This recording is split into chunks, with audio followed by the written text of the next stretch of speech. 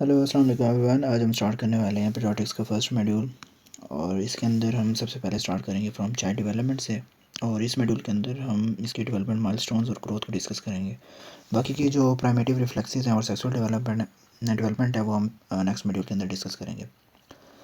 अच्छा, सबसे पहले चाइल्ड डेवलपमेंट में आपको पता होना चाहिए कि अगर किसी भी MCQ सिनेरियो के अंदर आ जाए ना कि आपके पास इस दिन का बच्चा प्रेजेंट हुआ है, तो आपको पता होना चाहिए कि यार ये किस कंडीशन के अंदर फॉल करते हैं। ठीक है, आपको पता होना चाहिए कि जो न्यूनेट्स होते हैं ये ज़ीरो से मतलब जिस दिन बर्थ हुई उनकी तब से लेके 1 महीने तक, मतलब 0 to 28 डेज़ तक को हम न्यूनेट्स कहते हैं। अब इसके अंदर इसकी 2 टाइप्स आ जाती हैं, एक आती है अर्ली और एक आती है लेट, कि अर्ली न्यूनेट है या फिर लेट न्यूनेट है। अब अर्ली के अंदर आ जाता है आपके बाय बर्थ से लेके 7 डेज़ तक। ठीक है, और 7 से लेके 28 डेज़ तक आ जाता है आपका लेट न्यूनेट। ठीक है, ये आपका हो गया न्यूनेट वाली साइड से। अब इसके अलावा अगर वो पूछें कि 28 डेज़ से लेके आपका 1 ईयर तक जो बच्चा होता है उसको क्या कहते हैं, उनको हम कहते हैं इन्फेंट्स। जो आपके होते हैं 28 डेज से मतलब 1 महीने का जो बच्चा है तब से लेके 1 साल तक के जो बच्चा होता है उसको कहते हैं हम इन्फेंट्स। ठीक है, इसके अलावा एक चीज़ आती है उसको हम कहते हैं टॉडलर। ये जो बच्चे होते हैं ये होते हैं 1 साल से लेके 3 ईयर्स तक, इनको हम कहते हैं टॉडलर्स। ठीक है, इनका आपको पता होना चाहिए कि न्यूनेट्स कौन से होते हैं बच्चे, इन्फेंट्स कौन से होते हैं और टॉडलर्स कौन से होते हैं। अब चाइल्ड डेवलपमेंट में सिर्फ बच्चे की जो सी ग्रोथ से लेके बचपन से लेके बाय बर्थ से लेके आपकी ग्रोथ तक जो से वो सारी डेवलपमेंट को और उनकी ग्रोथ स्टैंडर्ड्स को डिस्कस किया गया। इसमें जो डेवलपमेंट माइलस्टोन्स है ना इनको हमने डिटेल में नेक्स्ट डिस्कस करना है, लेकिन इसमें ना सबसे पहले जो की फैक्टर है इसको हमने डिस्कस करना है कि की फैक्ट्स में इंपॉर्टेंट क्या है। इसमें आपने सिर्फ एक चीज़ को देखना है, what is autism spectrum disorder. ये आपने ना आप जब लैंग्वेज डिसऑर्डर के अंदर पढ़ेंगे ना तब आप ये डिस्कस भी करेंगे। लेकिन मोस्टली जो ऑटिज्म स्पेक्ट्रम डिसऑर्डर के बच्चे होते हैं ना उसमें देखा ये जाता है कि इनका जो सोशल बिहेवियर है ना, सोशल बिहेवियर ये कैसा है कि आइदर कि ये जो वॉइस है मतलब जो रिलेटिव्स हैं उनकी वॉइस को रिकॉग्नाइज़ कर सकते हैं, उन्हें रिकॉग्नाइज़ कर सकते हैं या नहीं कर सकते। और जब बोलते हैं तो ये अड़ के बोलते हैं। ठीक है ना, जो वर्ड्स होते हैं वो रिपीट करते हैं। ठीक है ना, एक तो अड़ के बोलते हैं और अगर कोई अगर लफ्ज़ बोल रहे हैं ना जी जी जी तो इस तरीके से वर्ड्स को रिपीट कर करके बोलते हैं। ठीक है, और इसके अलावा इनकी जो एक्टिविटीज़ होती हैं या फिर ये स्पेसिफ़िक जो एक्टिविटीज़ हैं उनके अंदर इन्वॉल्व होते हैं। ठीक है, या फिर ये इनकी ज़ीरो एक्टिविटीज़ होती हैं, कोई एक्टिविटी इनकी नहीं होती। ठीक है, इनका सोशल बिहेवियर इतना कम होता है कि अगर जैसे वो बच्चा है आप उन्हें वो एक तो पहली बात रिकॉग्नाइज़ नहीं कर सकता वॉइसेस को, वर्ड्स को रिपीट करता है, मोस्टली उनका सोशल बिहेवियर होता ही नहीं है। ठीक है, ना किसी के पास जाना ना किसी के पास आना, तो इस तरीके से होते हैं। तो यहाँ पे लिखा हुआ है empire social interaction, restricted interest in objects activities, कि इनका बिल्कुल भी एक्टिविटीज़ या ऑब्जेक्ट्स के अंदर कोई भी इंटरेस्ट होता नहीं है। ठीक है, स्पेसिफिकली। ठीक है, so it's all about autism spectrum disorder. अब ये लैंग्वेज डिसऑर्डर्स को और ये जो चीज़ है ना ये हम माइलस्टोन्स के अंदर डिस्कस करेंगे। ये जो टॉयलेट ट्रेनिंग है ना इसको देख लें क्योंकि ये नेक्स्ट डिस्कस नहीं किया गया। टॉयलेट ट्रेनिंग में आपने याद रखना है 15 to 18 मंथ्स। अब 15 से 18 महीने का जो बच्चा होता है ना उसके अंदर जो मदर है वो बच्चे को सिखाती है टॉयलेट ट्रेनिंग। ठीक है, कि मतलब किस तरीके से पेशाब आए तो किस तरीके से बताना है या किस तरीके से आपने जाके वॉशरूम करना है। 15 से 18 के जो बच्चे होते हैं ना वो तब तक सीखते हैं। अब जो 2 ईयर्स का जिक्र है ना उसमें है कि 18 से लेकर 24 तक 2 साल के बच्चा जो सा होता है उसमें जो बच्चा होता है ना वो डे टाइम को पेशाब नहीं करता। अगर वो सो जाए या डे टाइम में तो वो पेशाब नहीं करेगा, वो बताएगा या फिर वो जिस तरीके से उसको सिखाया गया उस तरीके से वो प्रेजेंट करेगा। ठीक है, 18 से 24, लेकिन 15 से 18 मतलब 15 से 24 के दरमियान आपने बच्चे को सिखानी है टॉयलेट ट्रेनिंग। ठीक है, लेट भी होता है समटाइम्स कि 3 साल तक भी हो जाता है, लेकिन मोस्टली जो बच्चे हैं वो 2 साल तक उन्हें सिखा देना चाहिए टॉयलेट ट्रेनिंग, जो कि बहुत ज़रूरी है। अब अगर बच्चे को ना सिखाया जाए 2 कंडीशन आती हैं। अगर या तो बच्चे को सिखा दिया जाता है या बच्चे को नहीं सिखाया जाता है। उन दोनों कंडीशंस में अगर वो फिर भी पेशाब करता है तो उसे कहते हैं बेड वेटिंग। अब उसके अंदर आपने पहले अगर आपके पास मदर आती है, फॉर एग्ज़ाम्पल आपके पास मदर आती है और वो शिकायत करती है कि जी मेरा बच्चा जो है वो 5 साल से बड़ा है और वो अभी भी बेड वेटिंग कर रहा है, मतलब कि वो रात को पेशाब कर देता है। अब आप डॉक्टर जो उनसे ही पूछते हैं कि आपने उन्हें टॉयलेट ट्रेनिंग दी थी या नहीं दी थी। अगर मदर कहे जी दी थी, तो हमने उसके अंदर की मेडिकल कंडीशंस को देखना है। कौन सी मेडिकल कंडीशंस, क्या उसका ब्लेडर वो सही वर्क कर रहा है या नहीं कर रहा है, उसमें कोई डिसफंक्शन तो नहीं है, उसके अंदर कोई यूटीआई का मसला तो नहीं है, या उसके अंदर कोई डायबिटीज़ इंसिपिडस का कोई मसला तो नहीं है। हमने रूल आउट करनी है मेडिकल कंडीशंस को। अगर इनमें से कोई प्रेजेंट करता है तो हमने उनको मेडिकेशंस देनी है, ठीक है, यूटीआई है, कोई इन्फेक्शन है, ठीक है। लेकिन अगर वो कहे जी मैंने नहीं दी, ठीक है, और वो अभी भी कर रहा है, ठीक है ना, तो उसके अंदर हम उसे कहते हैं, उस कंडीशन को हम कहते हैं प्राइमरी नॉक्चरनल इंयूरेसिस, कि बच्चा 5 साल तक पेशाब कर रहा है, बेड वेटिंग कर रहा है। इसके अंदर 2 मेडिकेशंस हम देते हैं जो कि ज़रूरी भी हैं, और वैसे भी डायबिटीज़ इंसिपिडस में आप जब पढ़ेंगे तो उसके अंदर हम ये मेडिसिन देते हैं, जो कि है डेस्मोप्रेसन। अब डेस्मोप्रेसन क्या होती है, ये एडीएच एनालॉग होती है। अब अगर देखें ना डेस्मोप्रेसन को, डेस्मोप्रेसन करती क्या है कि जो यूरिन है ना उसकी प्रोडक्शन को कम कर देती है। क्या करती है, जो यूरिन है उसकी जो प्रोडक्शन है उसको कम कर देती है। अब अगर यूरिन की प्रोडक्शन कम हो जाए तो क्या पेशाब आएगा रात के टाइम? नहीं आएगा। तो इसलिए जो यूरिन की प्रोडक्शन है वो कम हो जाएगी और बच्चा जो है वो पेशाब नहीं करेगा, ठीक है ना। और इसके अलावा एक और मेडिकेशन होती है, वो है एंटी कोलिनर्जिक मेडिकेशन। इसके अंदर क्या होता है, जो एंटी कोलिनर्जिक है, इसके अंदर क्या होता है कि ये जो एसिटाइल कोलिन है ना उसको ब्लॉक कर देता है। जब एसिटाइल कोलिन ब्लॉक होगा तो वो ब्लेडर की जो कंट्रैक्शन होती है वो क्या कर देता है, कम कर देता है। तो क्या करता है, ब्लॉक करता है एसिटाइल कोलिन को, और एसिटाइल कोलिन क्या करता है कि जो ब्लेडर है उसकी जो कंट्रैक्शन है उसको क्या कर देगा, कम कर देगा, जिसकी वजह से जो यूरिन का आउटपुट है वो क्या हो जाएगा, कम हो जाएगा, ठीक है।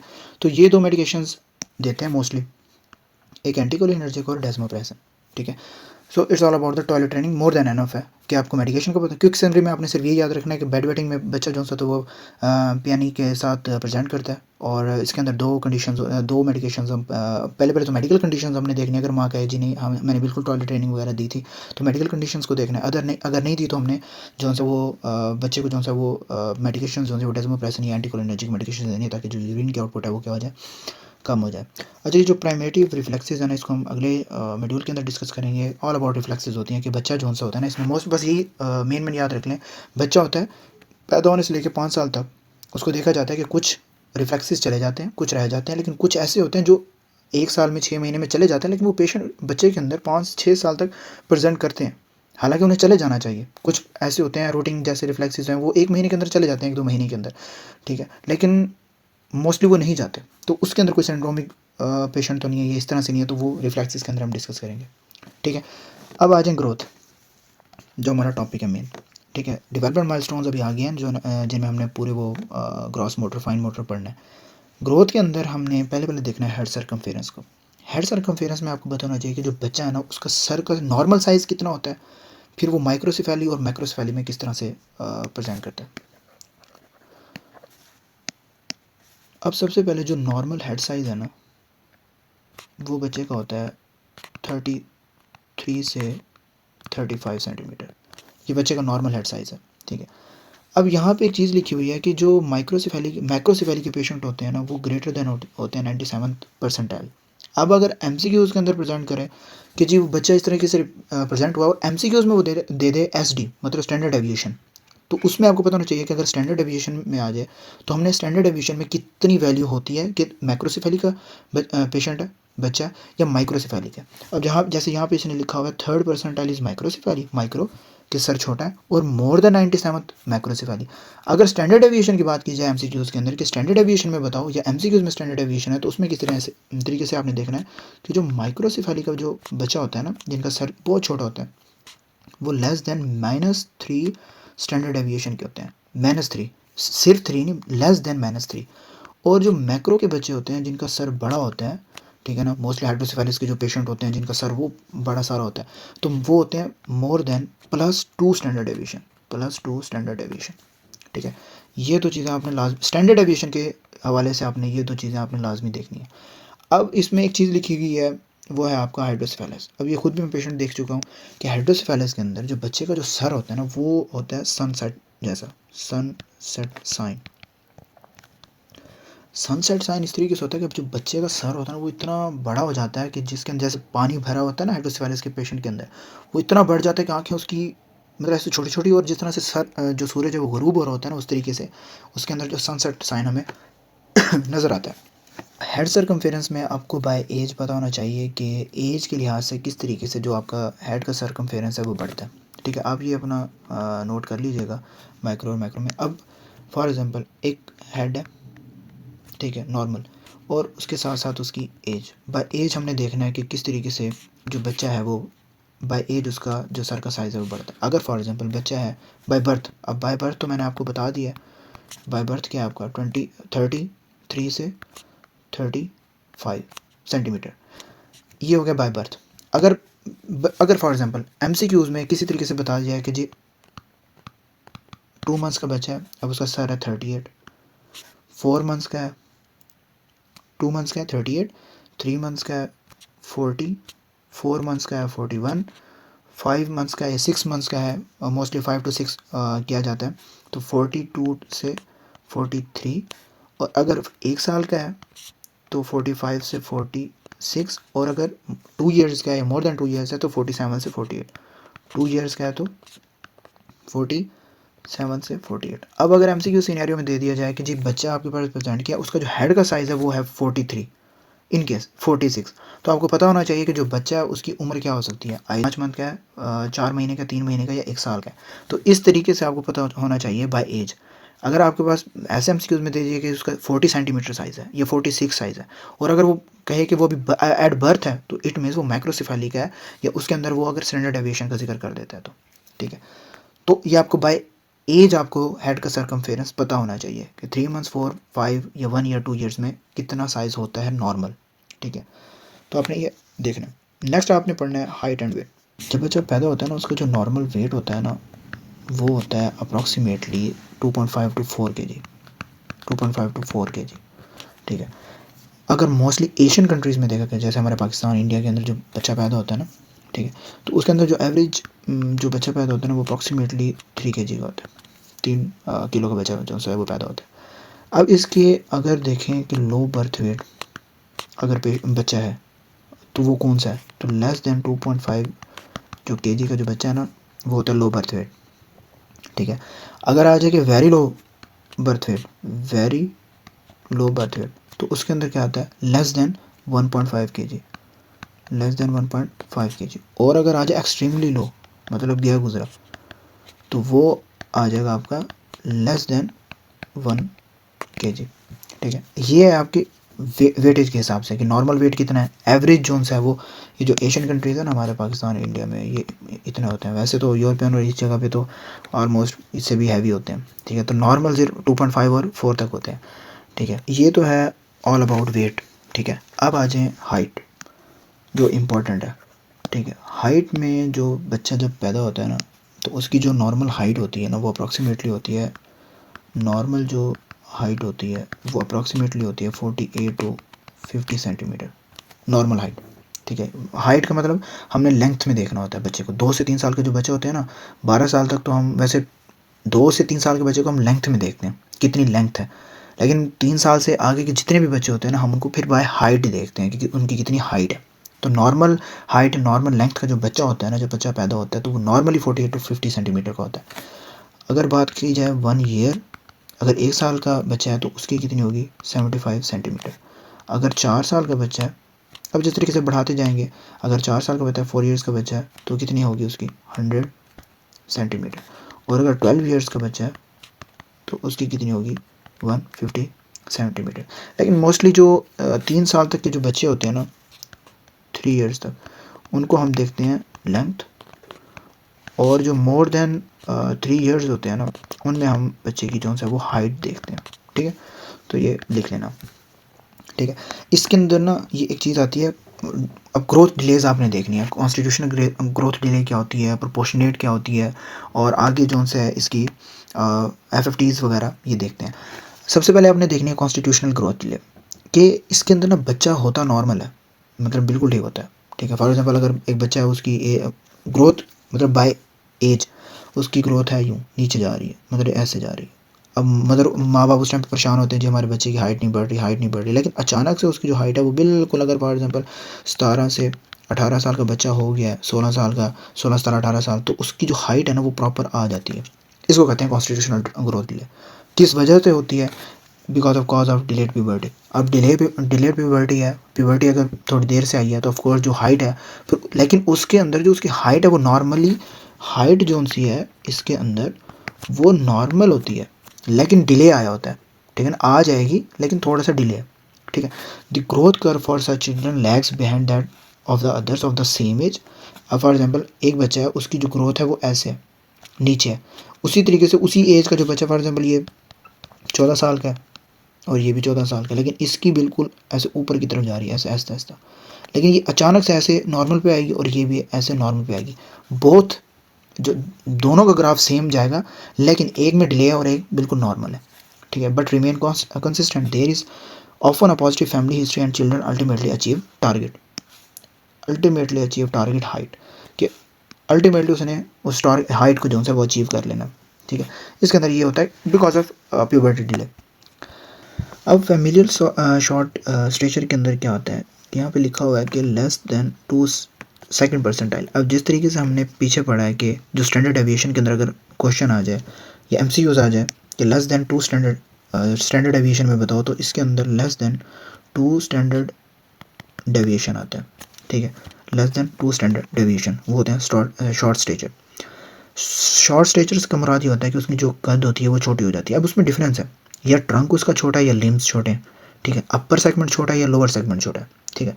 अब उनके अंदर डिफरेंट कंडीशंस आ जाती हैं, ठीक है।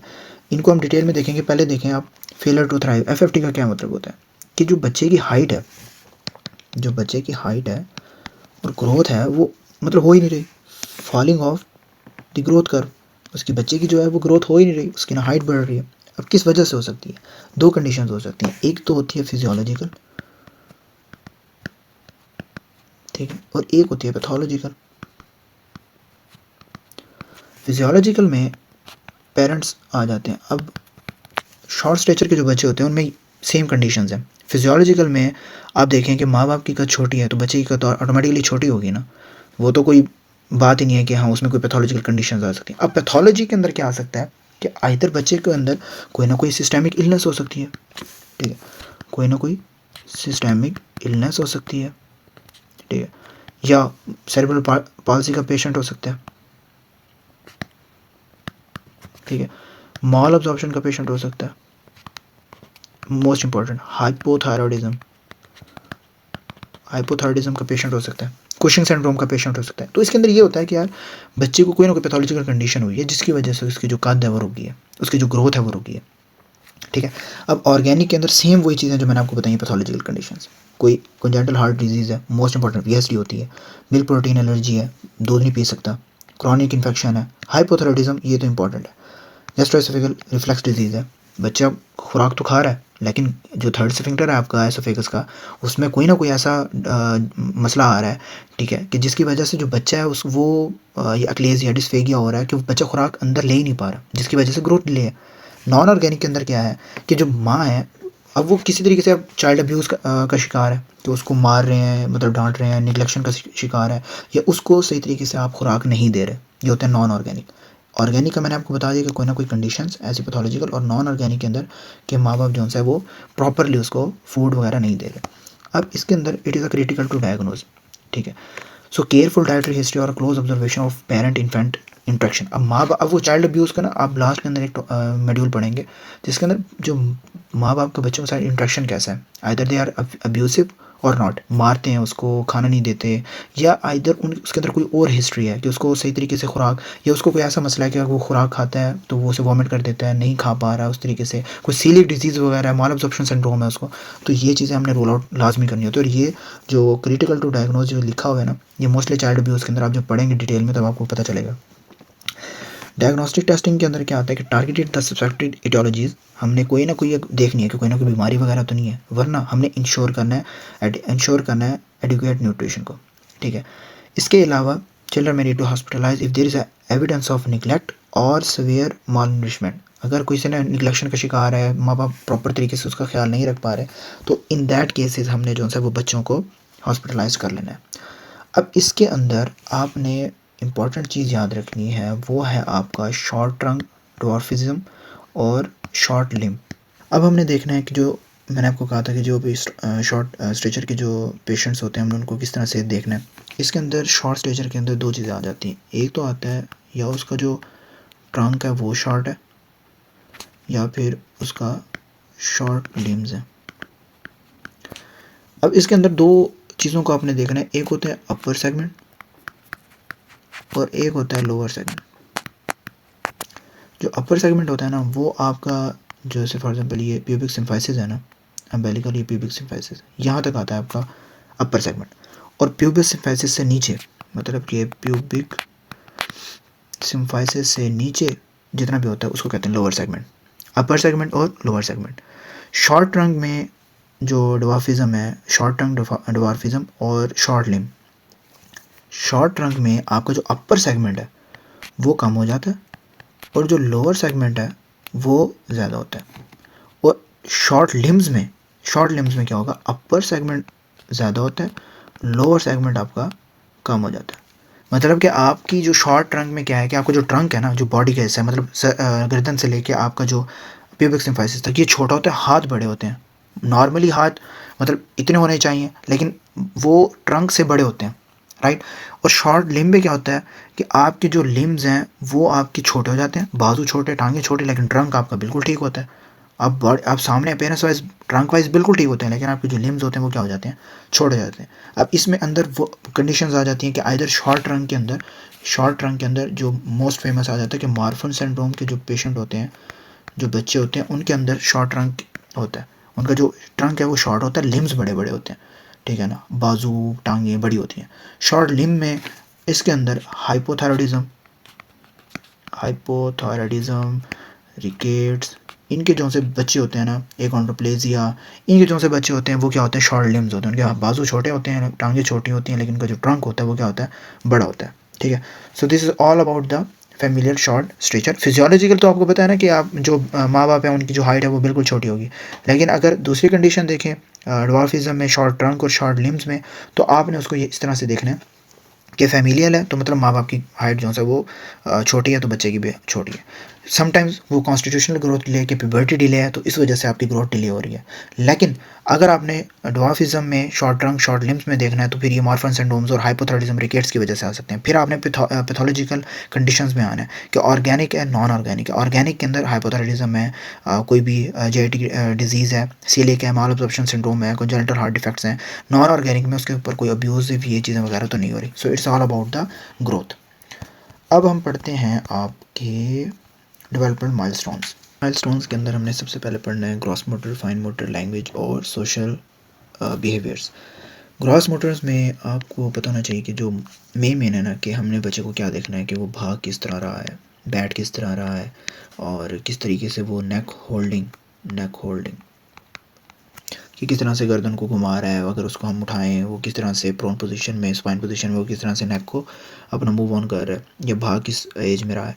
फाइन मोटर के अंदर हम क्या करते हैं कि उसने किस तरीका, आपने पेंसिल पकड़ाई, उसने पाम से पकड़ी, दो हाथों से, दो उंगलियों से पकड़ी, तीन उंगलियों से पकड़ी, या उसने जो लाइंस हैं वो कब ड्रॉ की, उसने ट्रायंगल कब ड्रॉ किया। बच्चे को आपने पेंसिल दी होती है ना, तो वो किस तरह से गंद मिचा रहा होता है वाइट पेज के ऊपर, ठीक है। तो लाइंस कब ड्रॉ करना स्टार्ट की, ट्रायंगल कब ड्रॉ करना स्टार्ट किए। लैंग्वेजेस में आपको मैंने पीछे पढ़ाई है ऑटिज्म स्पेक्ट्रम डिसऑर्डर, इसी के अंदर आता है। लैंग्वेज में आपने किस तरीके से, सॉरी वो सोशल में आता है। लैंग्वेज के अंदर उसने माँ बा कब बोला, ठीक है ना, माँ बा पा, ये आपने लैंग्वेज में याद रखना है कि लैंग्वेज के अंदर बच्चे ने क्या बोला, माँ बा पा। सोशल के अंदर आपने देखना है कि बच्चा किस तरीके से सोशल इंटरेक्शन है। कुछ बच्चे होते हैं ना, चिड़चिड़े होते हैं, अगर आप उन्हें उठाएं तो वो नहीं आपके पास आते हैं, लेकिन मोस्टली कुछ ऐसे होते हैं उनका सोशल बिहेवियर बहुत अच्छा होता है, रिलेशनशिप को पहचानते हैं, मम्मा है, पापा हैं, बहन भाई, अंकल, इन सारों को पहचानते हैं, उनके पास जाते हैं, खेलते हैं। लेकिन कुछ होते हैं जो बहुत ज़्यादा, या उनमें ऑटिज्म स्पेक्ट्रम डिसऑर्डर जो मैंने आपको पीछे पढ़ाया वो मसले होते हैं, या फिर वो चिड़चिड़े टाइप होते हैं या शाय टाइप होते हैं कि वो किसी के पास जाते नहीं है, ठीक है। तो इसके अंदर आता है सोशल। अब 2 महीने का बच्चा है, 2 महीने का बच्चा है, उसे ग्रॉसली देखना है। अब उसने ना, आपने ना उसको एक हाथ में उठाना है, ठीक है ना, ऐसे हाथ में, ठीक है ना, lifts head chest when prone position के अंदर अगर बच्चा अपनी गर्दन को नीचे करके रखता है, इट मीन्स वो थोड़ा थोड़ा एक्टिव है। बिल्कुल सीधा करता है तो इट मीन्स थोड़ा एक्टिव है। लेकिन अगर वो अपनी चेस्ट और अपने नेक को होल्ड कर रहा है और ऊपर कर रहा है ना ऐसे, तो it means is a very active. 4 से 5 महीने का बच्चा बीइंग रोलिंग, वो घूमते नहीं है, ठीक है ना, एक जगह पे बिठा के जाओ, वो घूमता घूमता दूसरी जगह पे आ जाते। तो 4 to 5 मंथ्स का बच्चा बीइंग रोलिंग। 6 महीने का बच्चा क्या होता है, सिट्स अनअसिस्टेड, आपकी हेल्प के बगैर वो बैठ जाता है, ऐसे हाथ ऊपर नीचे करके वो जो है ना बैठ जाता है, सिट्स अनअसिस्टेड, ठीक है ना। और 6 से 8 महीने के बच्चे के अंदर जो 8 मंथ्स में अगर आप देखें ना, तो वो क्रॉलिंग करना भी स्टार्ट कर देता है, ठीक है। तो उसके अंदर क्या होता है कि बच्चा जो सा आता है वो क्या कहते हैं, खुद उठ रहा है और क्रॉल्स वगैरह कर रहा है। 9 से 11 महीने का बच्चा जो सा होता है वो क्रॉल्स करता है सेम, और पुल्स टू स्टैंड, खड़ा होने की जो सा वो कोशिश कर रहा होता है, ठीक है ना। और इसके अलावा इसके अंदर लिख लें पिवोटिंग। जब पिवोटिंग का क्या मतलब होता है कि वो जो दोनों हाथ नीचे रख के ना, ऐसे वो चल नहीं रहे होते अपने घुटनों और हाथ को नीचे रख के, तो उसको कहते हैं पिवोटिंग। तो 9 से 11 साल का बच्चा क्या कर रहा होता है, पिवोटिंग। पुल्स टू स्टैंड, खड़ा होने में खुद खड़ा होने की कोशिश कर रहा होता है, पिवोटिंग। जो 12 महीने का बच्चा होता है वो क्या करता है, वॉक्स अलोन थ्रोज सब्जेक्ट्स, मतलब खुद ही वॉक शॉक माशाल्लाह कर रहा होता है और चीज़ें एक जगह दूसरी जगह फेंक रहा होता है। और 2 से 2.5 साल का बच्चा जो सा वॉक्स की अगर बात की जाए ना, तो उसमें वो कर रहा होता है टिप टॉय वॉक। अब ये अगर वॉक 5 साल तक इस तरीके से करता रहे ना, टिप टो वॉक, तो वो फिर उसको कोई ना कोई अबनॉर्मेलिटी होती है, वो हम डिस्कस करते हैं। लेकिन अभी सिर्फ ये देख लें कि 2 से 2.5 साल का जो बच्चा होता है वो टिप टो वॉक करता है। 18 साल के अंदर जो सा है वो टिप टॉक वॉक का मतलब ये होता है कि जिस तरह ये आपकी उंगलियां ना उनके ऊपर, ठीक है, अपनी जो एड़ी है वो नहीं उठाता। अब 18 महीने का बच्चा भागता है, 2 साल का बच्चा walks up down steps jumps, 3 साल का बच्चा जो सा है वो आपका राइट ट्राईसाइकिल और फास्ट होता है। 4 साल का बच्चा हुप्स का मतलब क्या होता है कि आपका जो बच्चा है वो खुद खड़ा चढ़ा हो सकता है। इसके अलावा जंप्स ऑन वन लेग, ये 4 ईयर्स के अंदर आता है। 5 ईयर्स के अंदर बिल्कुल बच्चा ठीक है। और इसके अंदर बेड वेटिंग, हमने ग्रॉसली देखना है ना, तो बेड वेटिंग भी नहीं होती, ठीक है। अगर होती है तो वो मैंने आपको पीछे पढ़ा दिया। फाइन मोटर में आपने क्या देखना होता है कि कब बच्चे ने ट्रायंगल ड्रा किया, क्या किस तरीके से चीज़ को पकड़ा। 2 साल का बच्चा ट्रैक करता है ऑब्जेक्ट पास मिड लाइन। अगर फॉर एग्जांपल अब देखो बच्चा है ना, अगर आपने एक चीज़ उसके यहाँ पे रखी है ना, एक मिनट, आपने अगर यहाँ पे रखी ना एक चीज़, तो वो अगर यहाँ पे बैठा तो वो ये वाला हाथ यूज़ करेगा, मतलब उसकी मिड लाइन ये है तो वो ये वाला हाथ यूज़ करके यूँ चीज़ को उठाएगा इस तरह, ठीक है। मतलब अपनी मिड लाइन को क्रॉस करके चीज़ उठाएगा, ये नहीं कि सीधे हाथ उठा ले, नहीं नहीं नहीं नहीं, वो यहाँ से मिड लाइन को क्रॉस करके चीज़ को उठाएगा, ठीक है। अच्छा जी। और 4 से 5 साल का महीना grasps rattle hand to mouth, अगर कोई भी चीज़ हैंड्स टू माउथ, कोई भी चीज़ अगर आप उसको दोगे तो वो अपने मुंह में डाल लेगा। अच्छा जी। 6 महीने का बच्चा क्या करता है, transfer object from one hand to another, demonstrate raking grasps यू। अच्छा 9 से 11 महीने का यूज़ 3 उंगलियों को पकड़ता है। आप अगर यूट्यूब पे कोई वीडियो देखें ना, तो वो आप 9 से 11 महीने का बच्चा अगर आप उसको पेंसिल पकड़ाएं तो 3 उंगलियों से पकड़ता है, इसे कहते हैं पिंसर ग्रैस्प। अगर 2 से है तो वो 12 महीने का बच्चा 3 उंगलियों से पकड़ रहा है। 9 से 11 महीने का बच्चा अगर 12 है, 12 से ज़्यादा है, तो वो 2 फिंगर से पकड़ेगा, उसे कहते हैं मैच्योर बेबी है। और पिंसर उसे कहते हैं पिंसर ग्रैस्प। अगर एमसीक्यूज में आ जाए व्हाट इज़ पिंसर ग्रैप्स और या इमेच्योर, तो आपको समझ आना चाहिए कि 3 फिंगर्स है। मैच्योर आ जाए पिंसर ग्रैप्स तो 2 फिंगर्स। अच्छा 18 महीने से 2 साल में उसने कितना बिल टावर किया, लाइन कब ड्रॉ की, ये मैं आपको एक अलग उसमें बता देता हूँ। स्क्रिबलिंग उसमें आपने याद रखना है कि जो 2 साल का बच्चा होता है ना, 2 ईयर्स, वो ऐसे लाइन ड्रॉ करता है। जो 4 साल का बच्चा होता है ना, वो ऐसे प्लस ड्रॉ करता है। 3 साल का जो बच्चा होता है ना, वो ऐसे सर्कल ड्रॉ करता है। 5 साल का जो बच्चा होता है वो ऐसे ट्रायंगल ड्रॉ करता है, ठीक हो गया। 6 साल का जो बच्चा होता है वो आपको फ्लैग बना के ऐसे दिखा सकता है, ट्रायंगल फ्लैग बना के दिखा सकता है। 7 साल का जो बच्चा होता है वो आपको ऐसे शेप 6 साइड्स बना के दिखा सकता है। 9 साल का बच्चा आपको जैसे टनल टाइप नहीं होता इस तरीके से, ठीक है, बॉटल टाइप, वो बना के दिखा सकता है। 11 साल का जो बच्चा होता है वो आपको ऐसे ट्रायंगल बना के दिखा सकता है, राइट।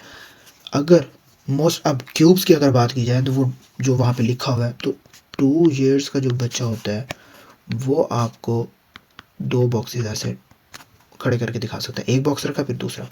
अगर 3 साल का बच्चा है, 3 इयर्स का है, तो वो आपको 3 बॉक्सेस ऐसे रख के दिखा सकता है। ठीक हो गया? तो ये है आपका। अच्छा, तो इसमें ये देखें, bills 6 cubes, copy the circle used on copy the square, copy the triangle, ये मैंने आपको बता दिया। ठीक है, अब आ जाइए लैंग्वेज में। 2 महीने का बच्चा क्या करेगा? अल्टर टू साउंड कूज, ओ ओ ओए, मतलब इस तरीके से, ओए आ, ऐसे। ये जो साउंड्स होती हैं इनको क्या अलर्ट हो जाता है, बिल्कुल ऐसे खामोश हो जाता है। हम कहना ओए तो ऐसे खामोश हो जाएगा। ठीक है, तो उसके अंदर इसके अलावा 4 to 5 मंथ्स का जो बच्चा होता है उसके अंदर वो हंसी, लाफ, साउंड इनको रिकग्नाइज कर सकता है, लाफ वगैरह। Orient wise begins to make constant sounds. ठीक है ना, तो लाफ लाउड, ज़ोर से बोलोगे, हंसोगे, खेलोगे तो उसको वो कर सकता है। 6 महीने का जो बच्चा है वो क्या करता है? बेबल्स रिस्पॉन्ड टू द नेम, अब उसका नेम पुकारोगे तो वो रिस्पॉन्ड करेगा। ठीक है ना। 9 से 11 से क्या है? मम्मा डैडा, मम्मा पापा से वर्ड्स एट 11 मंथ्स। 12 महीने का बच्चा use one of the 3 words, follows 1 step demand. Use 1 2 3 words, 3 लफ्ज़, कोई फ्रेज़ नहीं, 3-4 वर्ड्स बोल सकता है, 1 से 3-4 वर्ड्स बोल सकता है। 18 महीने का बच्चा 10 से 50 वर्ड्स बोल सकता है। ठीक है, ऑफकोर्स सिखाओगे तो वो उसमें उसी तरीके से 3-4 लफ्ज़ बोलेगा 12 महीने में, 18 महीने में 10 से 50 लफ्ज़ बोलेगा। 2 साल के अंदर वो 2 वर्ड फ्रेजेस बोलेगा, 2 लफ्ज़ इकट्ठे बोलेगा। ठीक है, फॉलोज 2 स्टेप डिमांड। और 3 साल के अंदर वो क्या करेगा? 3 to 4 वर्ड्स बोलेगा, स्पीच 75%। 4 साल के अंदर नोज, कलर्स वगैरह के अंदर डिफ्रेंशिएट कर सकता है। और सम नंबर्स, स्पीच 100% इंटेलिजिबल, के बिल्कुल नंबर्स भी बोल सकता है, 1 2 3 4 5 6 7 8 9 10। कलर्स के अंदर ये जो ब्लैक है, ये ब्लू है, ये ग्रीन है, ये डार्क ग्रीन है, इस तरीके से। 5 साल में can form complex sentences, your multiple sentences, पूरी बातें बोल सकता है, हर चीज़ कर सकता है। ठीक है ना। 2 महीने के बच्चे में सोशली, अब सोशली में क्या होता है कि recognize parents, exhibit social smile, माँ बाप को पहचान सकता है, और सोशल स्माइल, कोई आया तो उसको स्माइल दे दी। ठीक है ना, हम जैसे बच्चे को उठाते हैं, हम हंसवाते हैं तो वो हंसता है। Enjoy looking around laughs, demonstrate stranger anxiety. हाँ, 6 महीने के अंदर बच्चा अगर किसी स्ट्रेंजर, फैमिली के अदर देन फैमिलीज अगर देखता है, ठीक है ना, तो आपने कभी अपना शक्ल नहीं दिखाई होती उसे और आप स्ट्रेंजर बन गया, उसके लिए तो स्ट्रेंजर ही हैं, तो वो थोड़ा सा परेशान होता है। लेकिन क्या होता है कि मोस्टली होता है कि आप उसके साथ अगर 20-30 मिनट, 50 मिनट, 1 घंटा बैठे हैं, आपके साथ खेलें, तो वो फिर उसके बाद नॉर्मल हो जाता है। अच्छा जी, 9 से 11 का बच्चा क्या करता है? बाय बाय, प्ले, बैठा, केक। अच्छा, और इसके अलावा क्या है इसके अंदर? अच्छा, इसके अंदर अटेंशन देता है। इसके अंदर 9 से 11 साल का जो बच्चा होता है ना, वो देता है अटेंशन ऑन या बाय क्राइंग। कैसे? आपने कोई चीज़, अगर फॉर एग्जांपल उसे कोई चीज़ चाहिए, ठीक है, वो फॉर एग्जांपल वो रो रहा है और आपने उसको वो चीज़ दे दी। अब नेक्स्ट टाइम वो क्या करेगा? कोई चीज़ लेने के लिए, अटेंशन पाने के लिए वो क्या करेगा? रोएगा। तो इसको कहते हैं अटेंशन बाय क्राइंग, और 9 से 11 साल का बच्चा ये चीज़ करता है। ठीक है, इसके अलावा आ जाता है 12 मंथ्स। इसमें क्या आता है? Initiate action, exhibit separation anxiety, follow 1 step demands. ठीक है ना। अच्छा, इसके अंदर मोस्टली 18 महीने और ये इसके दरमियान जो सा होता है ना, वो मोस्टली अगर कुछ ऐसे बच्चे होते हैं, जो एक टर्म होती है उसको कहते हैं इको ले लिया। उसमें बच्चा जो होता है ना, वो जो वर्ड्स हैं उनको रिपीट करता रहता है, रिपीट वर्ड्स। ठीक है, प्रेसिपिटेट इन प्रिटेंड प्ले। 2 साल का बच्चा क्या करता है? Follow 2 step demands. क्या? कपड़े खुद उतारेगा, remove clothes, participate in parallel play, start toilet training. वही 2 साल का बच्चा तो जो सा वो टॉयलेट ट्रेनिंग वगैरह स्टार्ट हो जाती है उसकी। ठीक है, तो कपड़े शपड़े खुद उतारेगा, ठीक है ना, वो तंग शंग नहीं करेगा आपको। ठीक है, इसके अलावा आ जाता है 3 साल का बच्चा, brush teeth with help, pastry डाल के आप कहेंगे जी हाँ जी ऐसे ब्रश वगैरह करना है। वॉशेज, ड्राइज हैंड, धोएगा भी खुद और सुखाएगा भी खुद। अंडरस्टैंड जेंडर, लड़का है लड़की है। Participate in imaginative play. इसके अलावा आ जाता है exhibit co operative play, place board games, बाहर की जो से गेम्स वगैरह खेलेगा। ठीक है ना, इसके अलावा अपने फ्रेंड्स चूज़ करेगा, फ्रेंड्स चूज़ भी, ये मेरा दोस्त है जी, ये मेरा बहुत अच्छा दोस्त है। ठीक है, वांट्स टू, अच्छा 5 साल का बच्चा wants to please others, be liked, अच्छा जी, वो उसकी जो सा क्या कहते हैं, बेस्ट फ्रेंड्स। बेस्ट फ्रेंड्स जो सा वो उसके बनना स्टार्ट हो जाएंगे जी, ये मेरा बेस्ट फ्रेंड है और इसने मुझे ये खिलाया, इसने मुझे ये पिलाया, तो इसके अंदर जो सा वो बेस्ट फ्रेंडशिप्स वगैरह आ जाती है 5 साल के बच्चे के अंदर। तो ये भाई रट्टा है पूरा, आपने इसमें एमसीक्यूज़ में मोस्टली आते हैं डेवलपर माइलस्टोन्स के अंदर, तो इसको आपने देख लेना। बाकी जो आपकी ग्रोथ वाला टॉपिक है उसके अंदर आपने मैक्रोसेफेली, माइक्रोसेफेली, यहाँ पे आपने हेड सर्कमफेरेंस के अंदर माइक्रो, मैक्रो, हाइड्रोसेफेलस, इन तीनों चीज़ों को देख लेना है। स्टैंडर्ड डेविएशन को देख लेना है कि लेस देन -3 है तो क्या है, मोर देन 2 प्लस है, +2 स्टैंडर्ड डेविएशन है तो वो क्या है। हाइट एंड वेट में आपने शॉर्ट स्टेचर में trunk, constitutional growth, pathological growth ले और पिवटल ग्रोथ ले, और वो सेक्सुअल डेवलपमेंट जब हम पढ़ेंगे तो उसके अंदर आपको क्लियर हो जाएगा। तो it's all about this to topics, growth and development milestones. तो बाकी जो प्राइमेटिव रिफ्लेक्सेस हैं और जो आपका अगला टॉपिक है सेक्सुअल डेवलपमेंट, वो हम इंशाल्लाह नेक्स्ट पढ़ेंगे। तब तक के लिए अल्लाह हाफिज़।